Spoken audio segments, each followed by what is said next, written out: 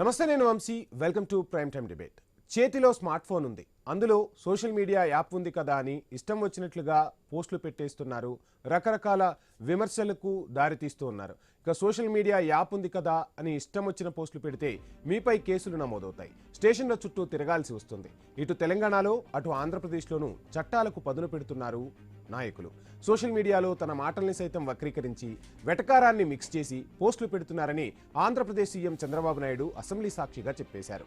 Social media వేదికగా organised crimes చేస్తున్నారంటూ హోంమంత్రి అనిత తీవ్రస్థాయిలో మండిపడ్డారు. ఇటు తెలంగాణలో సైబర్ నేరగాళ్లపై రౌడీ షీట్లు, హిస్టరీ షీట్లు, సస్పెక్ట్ షీట్లు తెరుస్తామని డీజీపీఏ స్వయంగా హెచ్చరించిన పరిస్థితి. తప్పుడు మాటలు, తప్పుడు ఉద్దేశాలతో సోషల్ మీడియాను వాడుకునే వారిపై చర్యలను ఎవరూ వ్యతిరేకించరు, సమర్థిస్తారు కూడా. కానీ ఆ ముసుగులో సోషల్ మీడియా యాక్టివిస్టుల కట్టడికి ప్రయత్నం చేస్తారంటూ విపక్షాలు ఆరోపిస్తున్నాయి. రాజకీయ పోస్టులు పెట్టే వారిపై చర్యలు తీసుకుంటారేమో అనే అనుమానాలు వ్యక్తమవుతున్నాయి.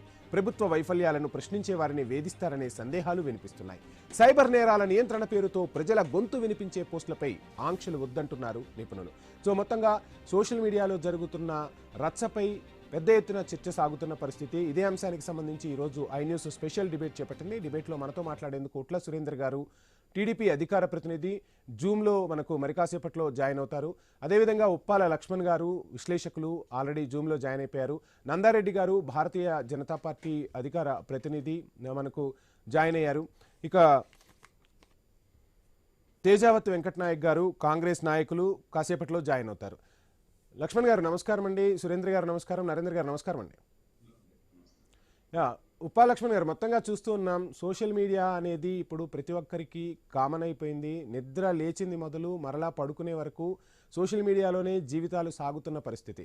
సెలబ్రిటీల నుంచి సామాన్యుడి వరకు సోషల్ మీడియా బాధితులవుతున్న పరిస్థితులు కూడా కనిపిస్తున్నాయి. ఎలా చూడాలంటారు, ఏం చెప్తారు?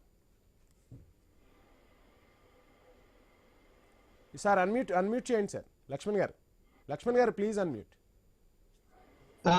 యా, అంటే సోషల్ మీడియా రావటం వలన మంచి ఉంది, చెడు ఉంది. కాకపోతే ఏంటంటే మంచిని మర్చిపోతున్నాము, చెడును ఇంపార్టెంట్ గా తీసుకుంటున్నాము.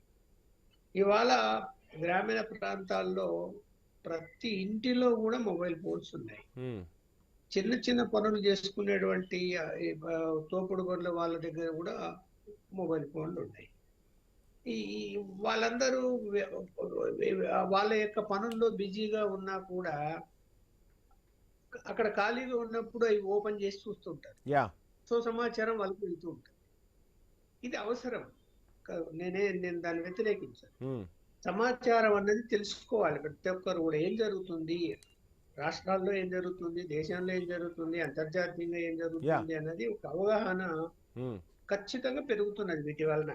అయితే ఏంటంటే ఎప్పుడైతే ఈ రాజకీయ పార్టీలు ఒకరి మీద ఒకరు నిందలు వేసుకుంటూ వాళ్ళు సోషల్ మీడియా ఆఫీసులను మెయింటైన్ చేస్తూ వాళ్ళు ఎవరినంటే వాళ్ళు రిక్రూట్మెంట్ చేసుకుంటే వాళ్ళకి ఏదో ఆలోచన వస్తుంది, అక్కడ కూర్చున్నానికి నేను ఇలా పెడతానని చెప్పి వాడు పర్మిషన్ తీసుకుంటాడో లేదో, మరి పై వాళ్ళు చూస్తారో లేదో మనకు తెలియదు, కానీ వాడు దాన్ని పోస్ట్ చేయాలి. లక్ష్మణ్ గారు చెప్పద్దాన్ని పోస్ట్ చేయాలి. లక్ష్మణ్ గారు, ఈరోజు స్వయంగా ఆంధ్రప్రదేశ్ సీఎం చంద్రబాబు నాయుడే అసెంబ్లీ సాక్షిగా సోషల్ మీడియా వేధింపులు ఎలా ఉంటున్నాయని చెప్పిన పరిస్థితి. ఒక్క 20 నిమిషాలు మనం ఆదమరిస్తే చాలు మొత్తం వైరల్ అయిపోతున్న పరిస్థితి. ఆ తర్వాత ఫ్యాక్ట్ చెక్ అని చెప్పేసి ఇది ఫాల్స్ న్యూస్ అని చెప్పి ఓ స్టాంప్ వేసుకోవాల్సిన పరిస్థితులు కనిపిస్తున్నాయి. రాజకీయ నాయకులే కాదు, సామాన్యులు కాదు, సెలబ్రిటీలు కాదు, అందరూ కూడా ఈ విషవలయంలో చిక్కుకున్నారు. దీనిపై కొన్ని చట్టాలు తీసుకురావాల్సిన పరిస్థితి ఉందని కూడా స్వయంగా చంద్రబాబు చెప్పిన పరిస్థితి. ఎలా చూడాలంటారు చంద్రబాబు వ్యాఖ్యలను? రాష్ట్ర ప్రభుత్వము చట్టాలు దీని మీద తీసుకొస్తే అవి కోర్టుల్లో నిలబడవని నా అభిప్రాయం. కాకపోతే ఏంటంటే చర్యలు తీసుకోవచ్చు. ఇప్పుడు తెలంగాణ డీజీపీ సర్కులర్ ఇచ్చారు అందరికి, ఎవరైనా సరే సోషల్ మీడియాలో చీటింగ్ చేస్తూ ఉంటే, అంటే బ్లాక్ మెయిలింగ్ చేస్తూ ఉంటే, సైబర్ నేరాలకు పాల్పడుతూ ఉంటే కూడా ఇమ్మీడియట్ గా చర్యలు తీసుకోండి అని చెప్పి ఒక ఆర్డర్ ఇష్యూ చేశాడు నిన్న. సో అలా ఆర్డర్ ఇష్యూ చేయాల్సిందే తప్ప, కారణం ఏంటంటే సోషల్ మీడియా మీద మన దేశంలో చట్టాలు ఏమీ లేవు. ఇవన్నీ కూడా ఇతర దేశాలకు సంబంధించిన సంస్థలు. వాటి కంట్రోల్ మన మీద ఏమి ఉండదు. భారతదేశానికి కంట్రోల్ ఉండదు. మన కంట్రోల్ ఏమిటంటే వాటిని నిలిపేసేటువంటిది మన చేతిలో ఉంటది. అంటే రాకుండానే నిలిపేయడం, కొద్ది రోజులు బ్యాన్ చేయడం, ఒక గంట ఆపేయడం ఇట్లా చేయొచ్చు తప్ప చట్టపరంగా చర్యలు తీసుకోవడానికి అవకాశాలు తక్కువ. అందుకని సుప్రీంకోర్టు కూడా ఆ విషయంలో క్లియర్ గా చెప్పింది. ఇప్పుడు వ్యక్తిగత విమర్శల విషయంలో కేసులు పెట్టుకోవచ్చు, కానీ భావ స్వేచ్ఛ ప్రకటన ఏదైతే ఉందో దాని మీద కేసులు పెట్టకండి. ఇప్పుడు ఒక రాజకీయ నాయకుడు ఇంకో రాజకీయ నాయకుడు విమర్శలు చేస్తాడు, ఇది రాజకీయంగా చేస్తాడు. అవి ఎన్ని చేసినా కూడా దాని మీద పెద్దగా కేసులు నిలబడవు, అవసరం లేదు. రైట్ లక్ష్మణ్ గారు మళ్ళీ మనం మాట్లాడదాం.